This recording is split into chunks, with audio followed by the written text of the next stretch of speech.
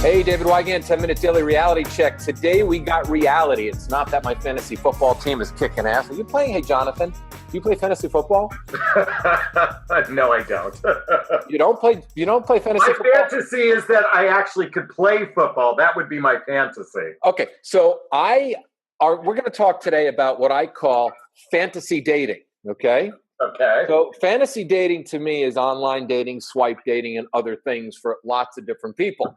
Sure. Now, as you know, I am Mr. Organic because I believe the best meetings are always via organic meetings. It's not that I haven't met people if I haven't stumbled across women on Bumble, I haven't qualified for connections on the league, I haven't had anything on Tinder go on. I mean, I can definitely meet people, all aspects, but I think people in general are literally forming a roster full of fantasy people on a weekly basis. And let me explain why.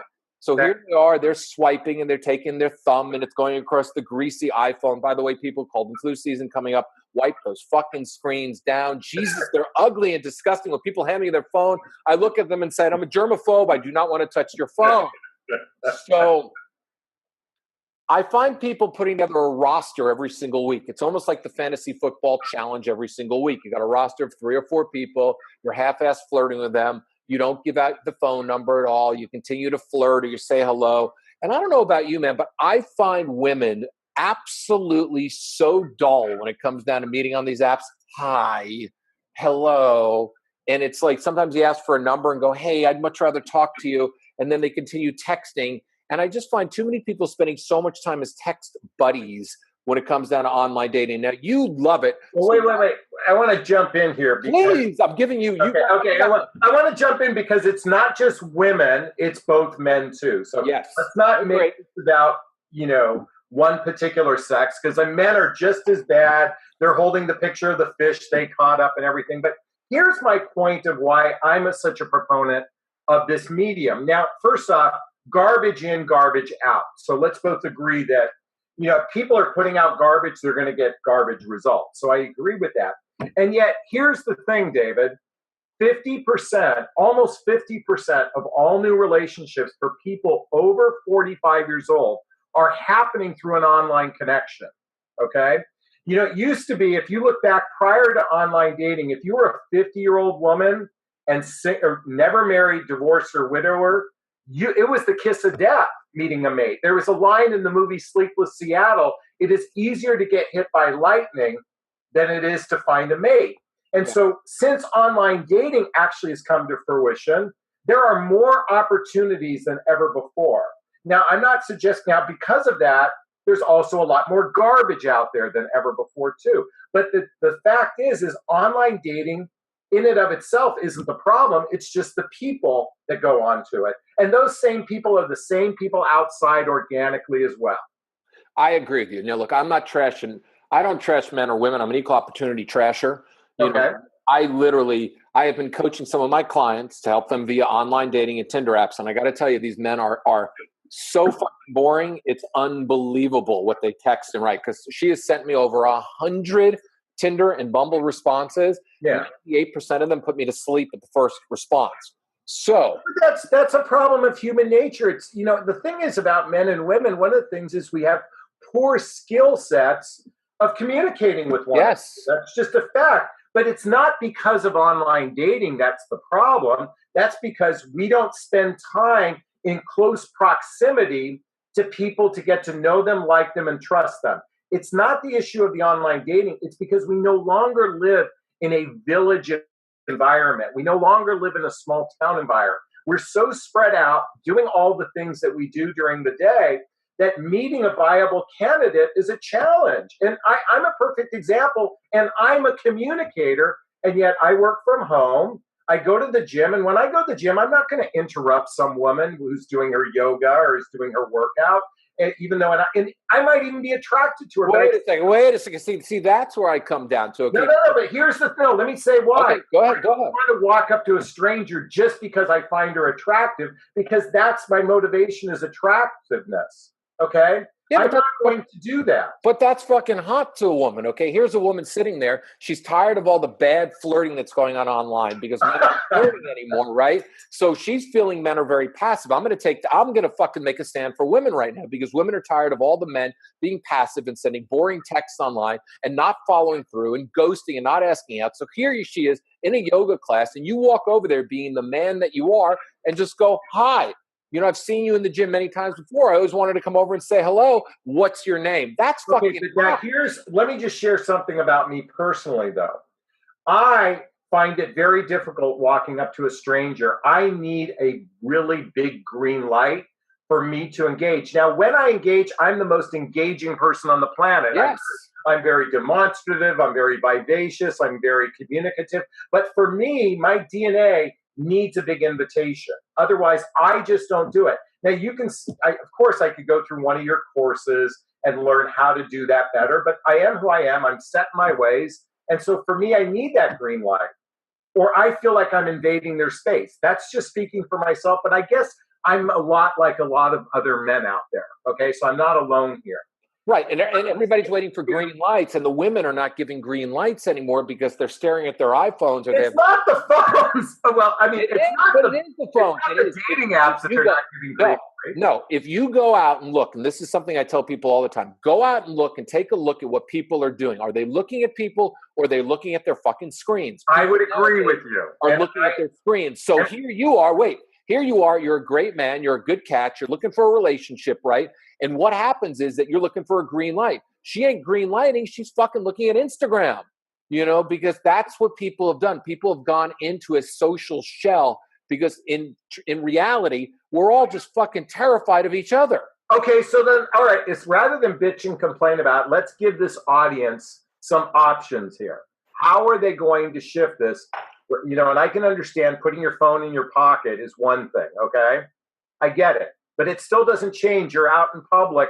You still need to be able to engage with someone. And most people don't have the social skills to do that. They need to learn. This is something we have to learn to be better at, is what I believe. Well, we got to learn as a culture, but everybody has social skills to say hello. Hi, how are you? Wow, what a beautiful day. Small talk.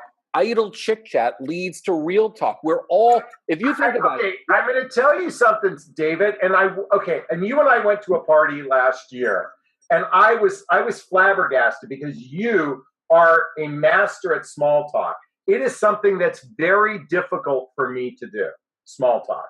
Yeah, but you notice my small talk led to deep talk. I immediately small talked them, and I listened carefully to what they said, because here's my attitude in life. My attitude is, here's another human being that I've never met before. They might have something really interesting to share with me. I'm a firm believer in that. So I go out every single day and I talk to people and I get into real conversations because I'm not in my head. I don't fucking think about an outcome. I'm not looking to score. I'm not looking to hook up. I'm just looking to have great conversations because I know that I could stumble across love anywhere I go. It could be in the supermarket. It could be online. It could be at the gym. It could be in my garage. So to me, it's like a love hunt. I mean, I'm on a love hunt. You're out and about. But here's the thing. You're out and about every day doing that. The average person doesn't do that. So one of the benefits of online dating, let me give you my perspective. Okay. Hopefully, the two people that are on there that engage both want the same thing. They want a relationship. So let's just assume that first. In addition, there's some of our natural deal-breaking criteria that's listed there. So for example, if you're a woman who wants to have a child and that man doesn't want to have a child, you get to eliminate that right away. Or it might be you're mismatched in religion or you're mismatched in some other area. One of the benefits of online dating is you can find someone who's a closer match to you than the random way you go about it, talking to 2 women a day, which is 700 women a year. And you know what? It's all random, because just because someone puts something in their profile doesn't mean they're actually telling the truth. And also, let's just give the benefit of the doubt. Let's give the benefit of the doubt. But you can't, because most people are younger in internet years. There's internet years and there's dog years, right? Okay. So there are, like, the 42-year-old woman there's a woman I went to high school with, she was 4 years older than me, right? Literally 4 years older than me. But yet in the internet world, she's 7 years younger than me. It's amazing how she's younger every single year. I can't figure it out. There's some. So what you're saying is we all need to be educated on being better at the internet. You're almost giving a reason that we need to be. Why don't we all? Why do we have to lie about our age and lie about the way we look? Okay, let's talk about lying about age. Let's be real. Both men and women do this as much as men. We age discriminate. Anyone who's over 45 is getting age discrimination. Yes, they are. And so why? Because of fear of rejection.